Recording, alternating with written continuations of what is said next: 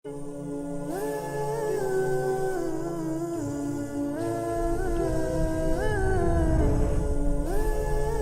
আপনাদের সামনে আমি যে বিষয়ে কথা বলতে চাই সেটি হলো মাহে রমাদানের করণীয় আমল সমূহ।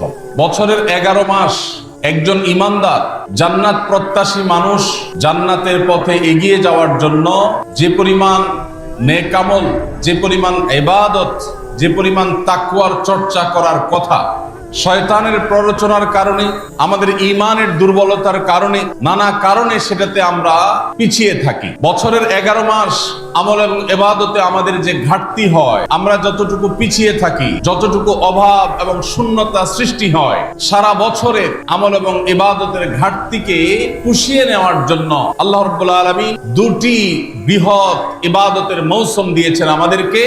তার সবচেয়ে বড় মৌসুম আমাদের দোরগোড়ায় উপস্থিত, সেটি হলো রমজান মাস। এই রমজান মাস পাওয়ার পরও যদি কেউ 11 মাসের ইবাদতের ঘাটতি পুষিয়ে নিতে না পারে, তাহলে এর চাইতে হতভাগা, এর চাইতে দুর্ভাগা, এর চাইতে কপাল পড়া মুসলমান আর কেউ হতে পারে।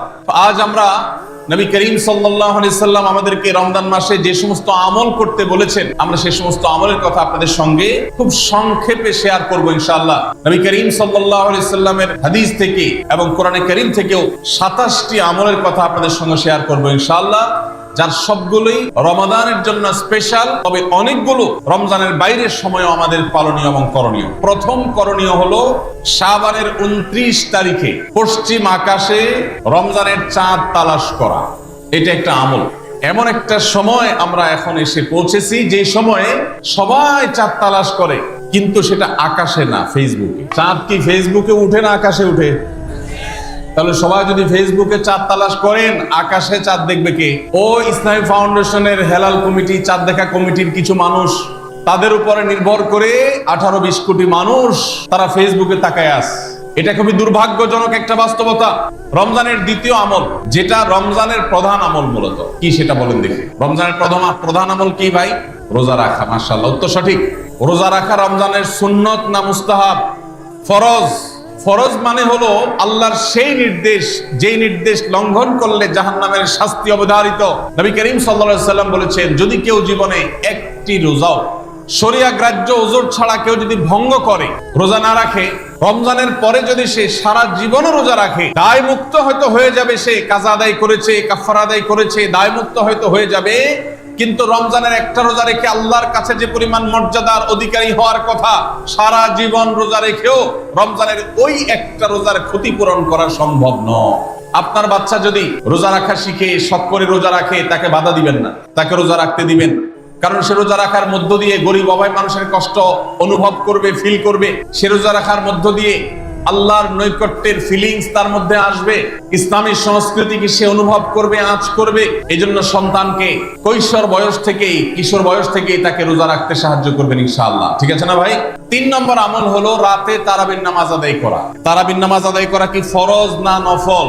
ফরজ না সুন্নত?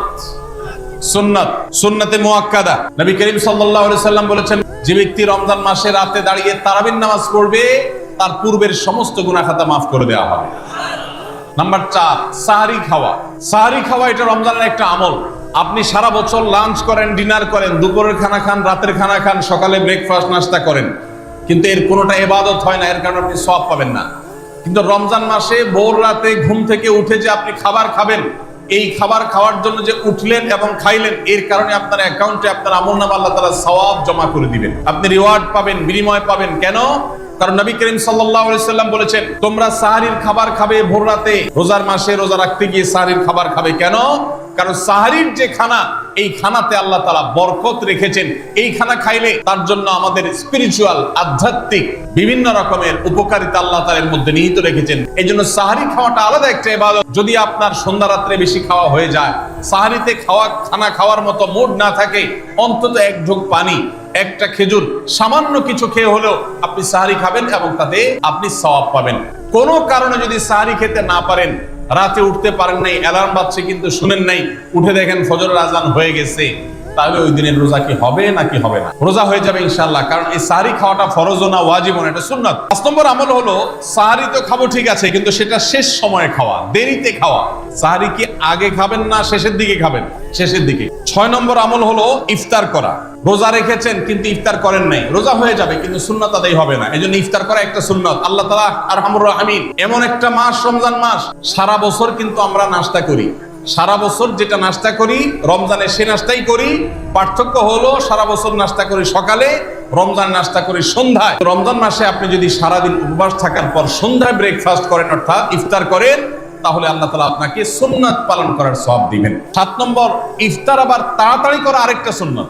এটা 7 নম্বর আমল, ইফতারটা একটু তাড়াতাড়ি করা। তাড়াতাড়ি করা মানে কি? তাড়াতাড়ি মানে হলো সূর্য ডুবার সাথে সাথে করা, বিলম্ব বা দেরি না করা। 8 নম্বর আমল হলো ইফতারের দোয়া পড়া। ইফতারের দোয়া জানা আছে ভাই? কি দোয়া? আমরা একটা দোয়া কমন জানি বাংলাদেশে মানুষ, সেটা হলো আল্লাহুম্মা লাকা সুমতু আলা রিজকিকা আফতারতু। আল্লাহুম্মা লাকা সুমতু মানে হলো, হে আল্লাহ আপনার উদ্দেশ্যে রোজা রেখেছি, ওয়া আলা রিজকিকা আফতারতু, এবং আপনার দেওয়া রিজিক দিয়ে ইফতার করেছি। আর ইফতারের আরেকটা দোয়া হলো যাহাবাজ জামা ওয়াবতাল্লাতিল উরুক ওয়া সাবাতাল আজরু ইনশাআল্লাহ। এটা একটা দোয়া। এর অর্থ হলো যাহাবাজ জামা, আমার পিপাসা দূর হয়ে গেছে, ওয়াবতাল্লাতিল উরুক, আমার শিরা উপশিরাগুলো সব সিক্ত হয়ে গেছে, ওয়া সাবাতাল আজরু ইনশাআল্লাহ, এবং আল্লাহ চাহেন তো এই রোজার বিনিময় আমার সাব্যস্ত হয়ে গেছে আল্লাহর কাছে, এটা স্থির হয়ে গেছে। এটা হলো ইফতারের দোয়া। ইফতারের দোয়াটা কি ইফতারের আগে করব না পরে করব? ভাইরা আমার, ইফতারের দোয়াটা ইফতারের পরে করতে হয়, যেটা বেশিরভাগ মানুষ জানে না, কিন্তু আমি অবাক হলাম যে এখানে বেশিরভাগ মানুষ আপনারা জানেন, মাশাআল্লাহ। তো যাই হোক, ইফতারের শুরুতে বিসমিল্লাহ বলে ইফতার করব, আর শেষে এই দোয়া পড়বো। আল্লাহ আমাদেরকে আমলের তৌফিক দান করুন। 9 নম্বর হলো সাহরি এবং ইফতারে খেজুর খাওয়া। খেজুর দিয়ে সাহরি ইফতার করা। ইফতারে আপনি অন্য যা খান না খান, খেজুর দিয়ে খাবেন। নবী সাল্লাল্লাহু আলাইহি সাল্লাম আদা পাকা আদা খেজুর দিয়ে ইফতার করতেন, যেটাকে রোতাব বলা হয়। আর যদি সেটা না পাওয়া যেত, সাধারণ যে কোনো খেজুর, সেটাও না পাওয়া গেলে একটু পানি খেয়ে তারপর তিনি ইফতার করতেন। ইফতারে খেজুর খেতে হয় সুন্নাহ, এটা আমরা জানি, কিন্তু যেটা জানি না সেটা হলো সাহরিতে খেজুর খাওয়া। ভোর রাতে সাহরিতে খেজুর খাওয়া সুন্নাত। এটা আগে কে কে জানতেন? হাত তোলেন। আগে জানতেন? মাশাআল্লাহ, হাত নামান। ভাইরা আমার, ইফতারে খেজুর খাওয়া যেমন সুন্নাত, সাহরিতেও খেজুর খাওয়া সুন্নাত, কিন্তু খেজুর খাওয়া কোনো ফরজ ওয়াজিব না। খেজুরের দাম বেশি হয়ে গেছে, আপনি কিনতে অপারগ। যদি একটা খেজুরও পুরো রমজানে না খান, আপনার রোজার কোনো অসুবিধা হবে।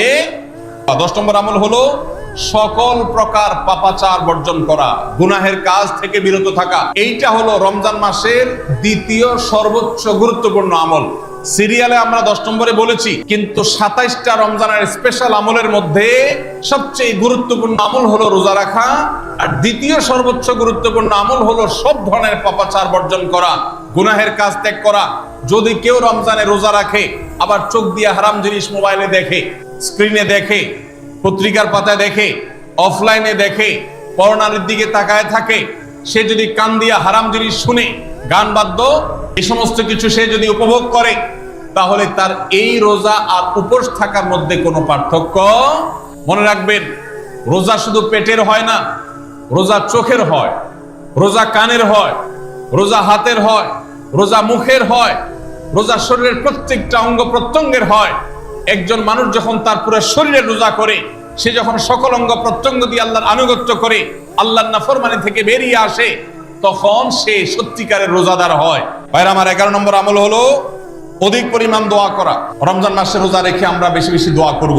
চলতে ফিরতে উঠতে বসতে দোয়া করতে পারেন। আমাদের মায়েরা অনেকে শুনছেন আমাকে, রমজান মাসে আপনি গৃহস্থলী কাজ করছেন, রান্না বাড়া করছেন, ঘর ঝাড়ু দিচ্ছেন, আর মনে মনে আল্লাহর সাথে কথা বলেন। দোয়া মানে আল্লাহর সাথে কথোপকথন। আল্লাহ, আপনি আমাকে মাফ করে দেন, আমার বাবাকে মাকে মাফ করে দেন, সন্তানগুলোকে হেদায়েত দান করেন, চোখের পানি ফেলেন। নিয়মতান্ত্রিক দোয়া, বসে বসে হাত তুলে দোয়া করবেন কিবলামুখী হয়ে।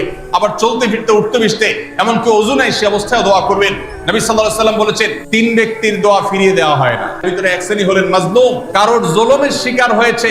এই ব্যক্তি জালেমের বিরুদ্ধে যে তার মনের আকুতি থাকে, বদদোয়া থাকে, আল্লাহ সুবহানাহু ওয়া তাআলা এটা ফিরিয়ে দেন না। নাম্বার 2, মুসাফির, যে ব্যক্তি সফরে আছে, সফররত অবস্থায় সে যদি দোয়া করে, সে দোয়া আল্লাহ তাআলা কবুল করেন। 3 নম্বর হলো রোজাদার ব্যক্তি, as-সাইম হাত্তা ইফতির, রোজাদার ব্যক্তি সারাদিন ভর রোজা করলে, ইফতার রাগ পর্যন্ত, সারাদিন দোয়া করলে ইফতার রাগ পর্যন্ত তার দোয়া কবুল হয়। এই জন্য রোজা রেখে আমরা বেশি বেশি আল্লাহর কাছে দোয়া করবো ইনশাআল্লাহ। 12 নম্বর আমল হলো মিথ্যা এবং কাজ পরিহার করা। রমজানের সকল পাপাচার তো পরিহার করবই, বিশেষভাবে মিথ্যা কথা মিথ্যা কাজ পরিহার করা। 13 নম্বর আমল হলো অশ্লীলতা এবং বিবাদ বিতণ্ডা ঝগড়া এগুলো পরিহার করা। কারণ নবী করিম সাল্লাল্লাহু আলাইহি ওয়াসাল্লাম তিনি আমাদেরকে রমজান মাসে রোজা রেখে অশ্লীলতা পরিহার করতে বলেছেন। মোবাইলে হারাম জিনিস দেখলেন, এই রোজা রোজা নয়, এই জন্য এটাকে রমজান মাসে পরিহার করতে হবে, অন্য সময় তো বটেই। 14 নম্বর, যে কোনো ভালো কাজ যে কোনো নেকামল রমজান মাসে বেশি বেশি করবেন। কেন? কারণ রমজানের শুরুতে একজন ঘোষক বলে, ইয়া বাগিয়াল খায়রি আকবিল, হে ভালো কাজ প্রত্যাশী, যে ভালো কাজ করতে চাও, রমজান মাসটাই হলো ভালো কাজের সওয়াব বেশি পাওয়ার। অতএব এই মাসে ভালো কাজ করে, নেকামল করে, ইবাদত করে, কোরআন তেলাওয়াত, জিকির, আজকার যত রকম আছে এগুলো করে জান্নাতের পথে অগ্রসর হয়ে যাও। 15 নম্বর আমল হলো বেশি বেশি ইস্তেগফার করা। বেশি বেশি কি করা? ইস্তেগফার করা, অর্থাৎ ক্ষমা প্রার্থনা করা। রমজানের প্রত্যেক রাতে আল্লাহ তাআলা বহু মানুষকে জাহান্নাম থেকে মুক্ত ঘোষণা করেন। 16 নম্বর আমল হলো রোজাদারকে ইফতার করানো। নিজে ইফতার করবেন, পাশাপাশি রোজাদার ব্যক্তিকেও ইফতার করাবেন। 17 নম্বর আমল হলো বেশি বেশি কোরআন কারীমের তেলাওয়াত করা। কোরআন কারীমের তেলাওয়াত রমজান মাসে বেশি বেশি করব। কেন? কারণ হলো এই মাসটাই হলো কোরআন নাজিলের মাস। আল্লাহ তাআলা রমজান মাসে কোরআন নাজিল করেছেন। আল্লাহ বলেছেন রমজান মাস এমন মাস যে মাসে আল্লাহ তাআলা কোরআন নাজিল করেছেন, এই জন্য এই মাসে বেশি বেশি কোরআন তেলাওয়াত করতে হবে। 18 নম্বর আমল হলো কোরআন পরস্পরকে শোনাশুনি করা, বুঝে পড়া। অর্থাৎ আপনি কোরআন তেলাওয়াত করবেন, আপনার স্ত্রী শুনবে, আপনার মা শুনবে, আপনার বোন শুনবে, আবার তারা তেলাওয়াত করবে, আপনি শুনবেন। 19 নম্বর আমল হলো দান সাদাকা বেশি বেশি করা। নবীজি সাল্লাল্লাহু আলাইহি সাল্লাম এমনিতেই প্রচুর পরিমাণ দান করতেন, কিন্তু রমজান আসলে তার দানশীলতার পরিমাণ আরো বেড়ে যেত। 20 নম্বর রমজানের কর্মসূচি হলো ভোর রাতে দোয়া করা। কারণ সারা বছর ভোর রাতে তাহাজ্জুদের নামাজ পড়া বা দোয়া করার সুযোগ আমাদের হয় না, কিন্তু রমজানের সাহরি খেতে তো এমনি ওঠেন। অতএব এই টাইমে দোয়া কবুল হয়। 24 ঘন্টার ভিতরে দোয়া কবুলের সবচেয়ে মুখ্যম সুযোগ, সবচেয়ে আদর্শ সময় হলো এই তাহাজ্জুদের সময়। রমজান মাসে বিশেষ করে যখন তাহাজ্জুদের সময় সাহরি খেতে যখন উঠবেন, সাহরি খাওয়ার পর 10টা মিনিট সময় হাতে রাখেন, বা সাহরি খাওয়ার আগে 10টা মিনিট আগে উঠে ওযু করে 2 রাকাত 4 রাকাত নামাজ পড়ে, বা নামাজ পড়ার সময় না থাকলে অন্তত কিবলামুখী হয়ে 2টা হাত তুলে আল্লাহর কাছে একটু চান। নবীজি সাল্লাল্লাহু আলাইহি সাল্লাম বলেছেন, রাতের শেষ প্রহর যখন হয়, দুনিয়ার আসমানে নেমে এসে আল্লাহ বান্দাদেরকে ডেকে ডেকে তাদের প্রত্যেকটা চাওয়া পূরণ করে দেন। সাহরি খেতে উঠলে ভোর রাতে সাহরির সময় একটু দোয়া করবো তো ইনশাআল্লাহ। 21 নম্বর আমল উমরা করা। যাদেরকে আল্লাহ তৌফিক দিয়েছেন তারা রমজানে উমরা করবেন। 22 নম্বর আমল হলো রমজানের শেষ 10 দিন মসজিদে ইতিকাফ করা। গুরুত্বপূর্ণ একটা পয়েন্ট, মসজিদে ইতিকাফ করা। রাসূল করিম সাল্লাল্লাহু আলাইহি সাল্লাম রমজানের রোজা ফরজ হওয়ার পর থেকে নিয়ে তার মৃত্যু পর্যন্ত একটি বছরের জন্য রমজানের শেষ দশক মসজিদে ইতিকাফ করা ছাড়া ছিলেন না। 23 নম্বর আমল হলো শেষ দশকে ইবাদতের মাত্রা বাড়িয়ে দেওয়া। আমরা উল্টাটা করি। আমাদের দেশে রমজানের প্রথম দশকে মসজিদ ফুল হয়ে, বারান্দা ফুল হয়ে, রাস্তায়ও মুসল্লি দাঁড়ায়। আর 10 রমজান চলে গেলে 20 রমজান পর্যন্ত বাহিরের মুসল্লি কমতে কমতে বারান্দার মুসল্লি কমে ভিতরে চলে আসে। আর শেষ 10 দিনে আসলে, ঈদের দিনগুলো যখন কাছে আসে, তখন 5 ওয়াক্ত নামাজের ওই নিয়মিত মুসল্লি ছাড়া বাকিগুলো সব উধাও হয়ে যায়। এই জন্য ভাইরা, শেষ দশকে ইবাদতের পরিমাণ আরো বাড়িয়ে দিতে হবে। 24 নম্বর আমল হলো শেষ দশকে পরিবারকে ঘুম থেকে ডেকে তোলা। 25 নম্বর আমল হলো লাইলাতুল কদর অনুসন্ধান করা। রমজানের শেষ দশকের প্রত্যেকটা রাতে কিন্তু শবে কদর হতে পারে, বিশেষ করে বেজর রাতে 21, 23, 25, 27, 29 এই রাতগুলোতে লাইলাতুল কদর হওয়ার সম্ভাবনা অনেক জোরালো। 26 নম্বর আমল হলো লাইলাতুল কদরের আশায় বিশেষ দোয়া পড়া। সেটা কি? আল্লাহুম্মা ইন্নাকা আফুউন তুহিব্বুল আফওয়া ফাআফু আন্নী। আল্লাহ আপনি ক্ষমাশীল, আপনি ক্ষমাকে ভালোবাসেন, অতএব আমাদেরকে ক্ষমা করে দিন। এটা রমজানের শেষ দশকের প্রত্যেক রাতে পড়বেন। যে রাতটা একটু শান্ত শিষ্ট, একটু শীতল, একটু বৃষ্টিভাব, একটু লাইলাতুল কদরের আবহ বোঝা যায়, সেই রাতকে লাইলাতুল কদর আশা করে, প্রত্যাশা করে বেশি বেশি দোয়া পড়বেন, আল্লাহুম্মা ইন্নাকা আফুউন তুহিব্বুল আফওয়া ফাআফু আন্নী। আর 27 নম্বর সর্বশেষ আমল হলো ফিতরা আদায় করা। অর্থাৎ রমজান মাসের রোজাতে যদি ভুল ত্রুটি হয়, এটা রিফাইন্ডের কাজ হয়ে যায়, রিফ্রেশমেন্টের কাজ হয়ে যায় ফিতরার মাধ্যমে। প্রত্যেক সচ্ছল ব্যক্তি তার নিজের পক্ষ থেকে, নিজের স্ত্রী এবং নিজের ছোট বাচ্চাদের তরফ থেকে ফিতরা আদায় করবেন। প্রাপ্তবয়স্ক সন্তান থাকলে তারা তাদেরটা আদায় করবে, আর না হলে বাবা তাদেরটা আদায় করতে পারে। ফিতরা স্বরূপ গরিবদের বাসায় একদিনের খাবার এটা পৌঁছে দিতে হবে। এটা হলো ফিতরা। ঈদের নামাজের আগ পর্যন্ত এটা আদায় করার নির্দেশ নবী সাল্লাল্লাহু আলাইহি ওয়াসাল্লাম দিয়েছেন। তাহলে 27 নম্বর আমল হলো ফিতরা আদায়। এটার মাধ্যমে রমজানের আমল শেষ হয়ে যাবে। আল্লাহ আমাদের সবাইকে এই 27টা আমল দিয়ে আমাদের রমজান মাসকে সাজাবার তৌফিক দান করুন।